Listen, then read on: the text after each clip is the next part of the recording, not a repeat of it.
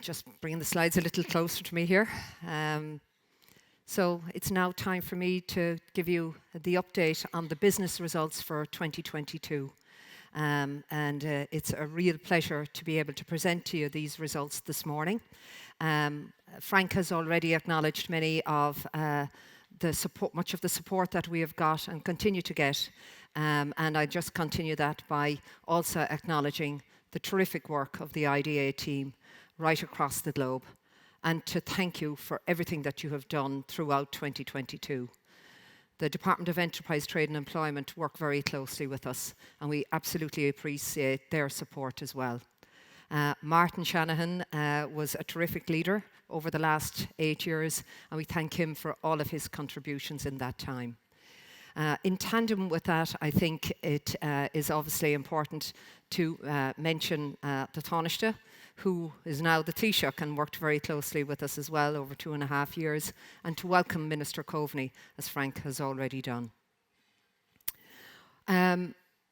So let me start by focusing in on our client companies. I think it's hugely important that we recognise the ongoing commitment of our client companies in Ireland with the delivery of these absolutely excellent results in 2022. They have demonstrated huge resilience and have delivered, grown and transformed their operations over many years, along with very strong economic impact. We greatly appreciate our clients' many contributions, and they will be evidenced in my presentation today. And I'd just like to, on behalf of IDA Ireland, thank our clients for their ongoing commitment to Ireland.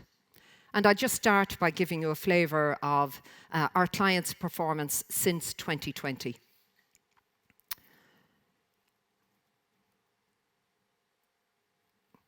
I think many of you will be very familiar with this graph demonstrating performance past and current strategies as well are also highlighted there. I think this graph particularly demonstrates the staircase growth that has taken place in employment over the last 12 years. Which now includes the 2022 performance as well. And as you can see, it is another record year of job creation from our client base. And for the first time ever, as you know, we have exceeded the 300,000 people employed in FDI companies, with now 301,475 people working across the country in these companies today. As you can see, employment in FDI companies over this period has doubled from 150,795 in 2010 to 301,475 in 22. What a terrific achievement. And foreign direct investment now represents 12% of our labour force. Again, demonstrating that FDI is a key pillar of the Irish economy. So, let me give you some further details on our 2022 performance. Last year, IDA approved 242 new investments, which is broadly in line with the 2021 investments approved. Of the 242 investments that were approved, 103 or 43% are new name investments, investing in Ireland for the very first time, which demonstrates the continued attractiveness of Ireland to investors. Over half of these investments went to regional locations, a key pillar of our strategy and indeed reinforced in the recently launched DETI White Paper on Enterprise Policy, ensuring that we deliver 50% of all investments into regional locations by the end of 2024.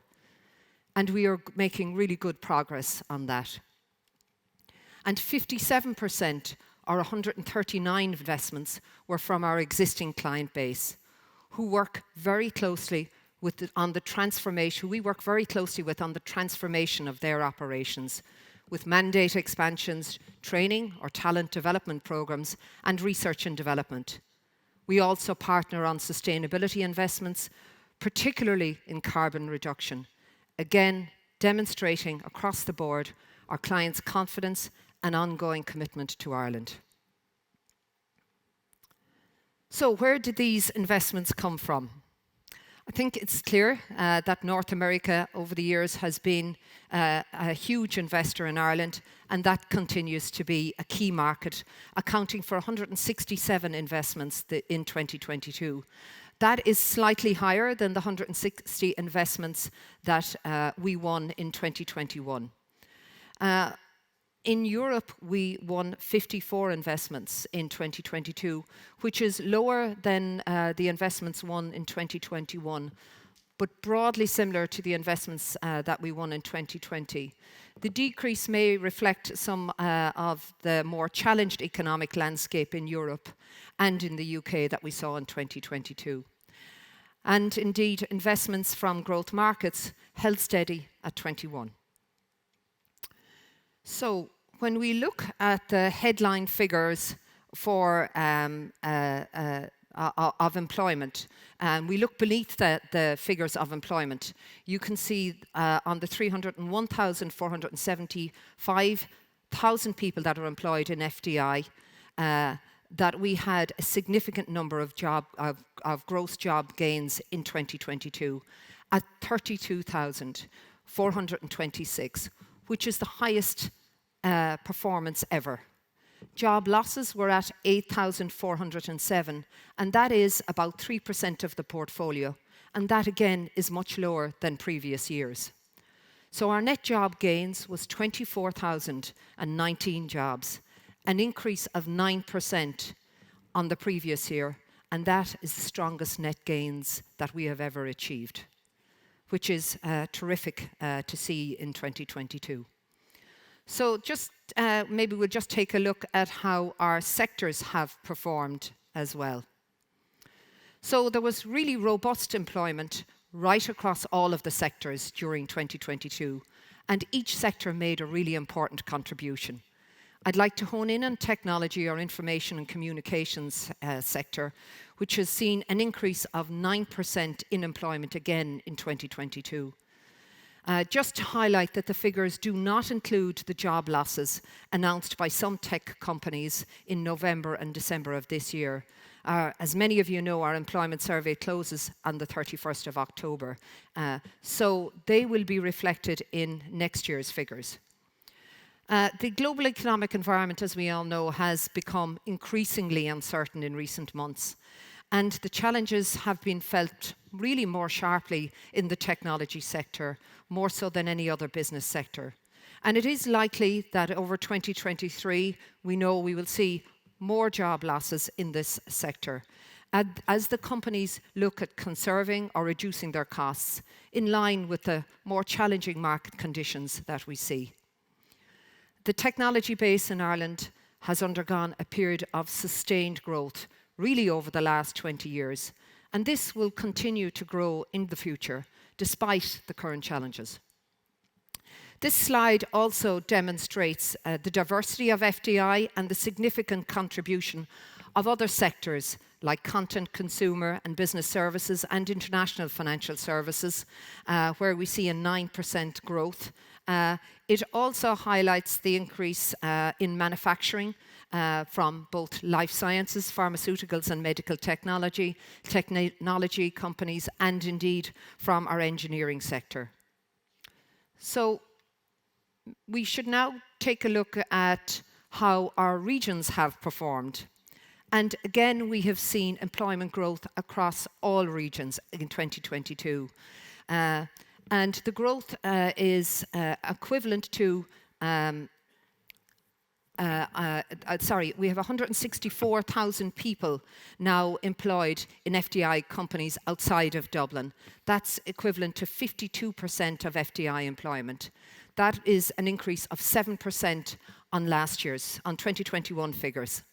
Our focus on balanced regional development, providing jobs and economic impact for people and businesses in every region of the country, remains absolutely central to IDA's strategic objectives as we work to build and maintain those record levels of regional investment and the jobs that were secured in recent years.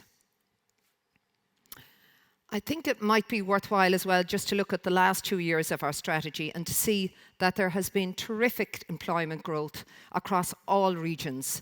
and that's in the strategy to date. We have a remarkably resilient performance considering the challenging global environment in which this regional growth has been achieved. And of course, we've had significant announcements in 2022.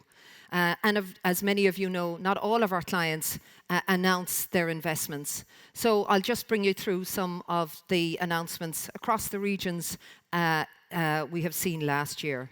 And it was terrific to see in financial services, Fintru announced 300 jobs in the Northwest region in Donegal. And Waystone announced 100 jobs in the Midwest region in Cashel. And in addition, we know that City announced 300 jobs across Ireland. In November, pharmaceutical company Pfizer announced a 1.2 billion manufacturing expansion of its Grange Castle facility in Dublin, and they will be increasing headcount there from 2,000 people to 2,500 people. Lilly announced a new manufacturing facility in the Midwest in Limerick, creating 300 jobs and a significant investment of €400 million. And medical technologies company Medtronic celebrated its 40th anniversary in Ireland and announced 200 R&D jobs in Galway. We also saw NetApp establish an operation in the southwest in Cork earlier last year, and they announced 500 jobs. And in November, they reinforced their commitment to these 500 technology jobs at their official opening. And in the southeast, it was great to see Waters Technology celebrate 25 years in Ireland. And as part of that, they also announced a significant €6 million R&D investment in their existing facility. So some terrific announcements right across the whole country in 2022.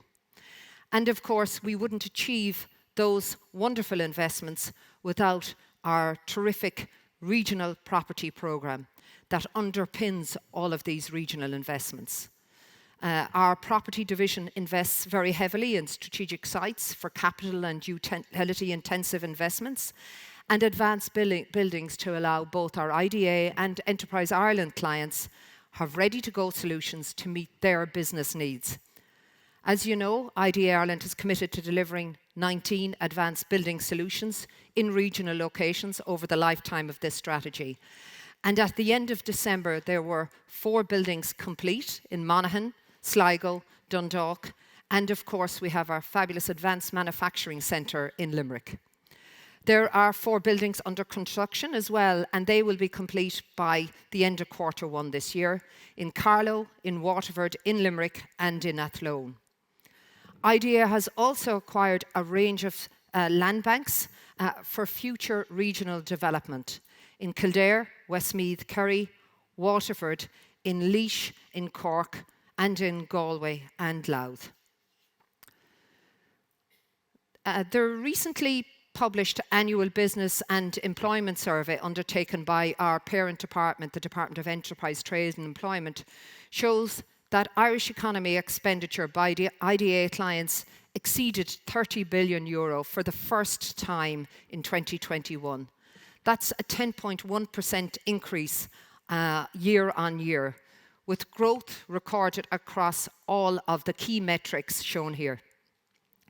This consists of payroll at €19.6 billion and Irish services and materials at a combined rate of €11.6 billion.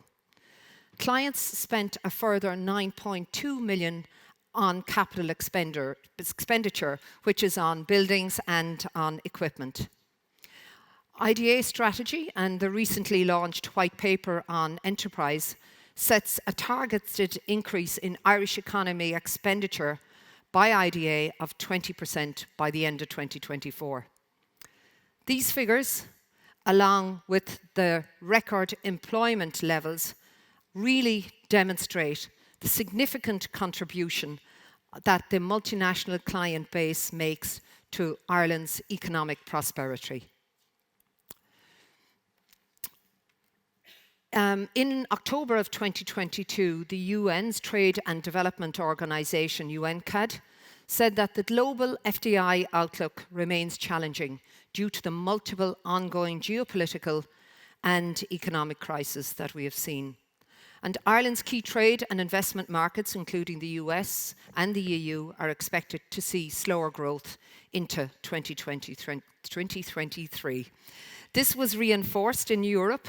This was reinforced by the latest update as well by the FDI intelligence, when in December they noted that in Europe in particular, rising costs are squeezing profitability and greenfield investments are likely to continue to slow. So therefore, companies are really likely to adopt a very cautious approach to investment in 2023. IDA has good sight of a pipeline of investments in the first half of 2023, but there is less clarity on the latter half of the year. So overall, we will see slower growth in 2023 due to the challenging global economic environment. However, I think it's really important to say that FDI cannot be taken for granted, and we are not immune to the prevailing headwinds. The importance of maintaining our competitiveness and accelerating the carrying capacity of the economy is critical, particularly on housing, planning, energy, and in water, in addition to a really strong focus required in the area of talent policies. This is necessary if we are to be successful into the future on retaining and attracting foreign direct investment. So, we have 5 interlinked pillars of our strategy, and they are all performing well. 2022 was a really strong year with substantial growth in foreign direct investment, despite those global economic conditions. Employment broke the 300,000 figure for the first time ever. We won 242 investments this year, with 57% of investments from our existing clients, transforming through mandate extension, research and development and training. Sustainability investments permeate all sectors and are very much focused on carbon reduction. We saw another strong year for regions with 52% or 127 investments going to regional locations, along with employment growth in every region of the country in 2022, following on the similar performance in 2021. In addition to the economic impact of FDI, in addition, we have the economic impact of FDI, which topped 31 billion in 2021 for the first time ever. So, thank you all for all of your work and contributions throughout 2022. I'd be very happy to take any questions that you may have. Thank you.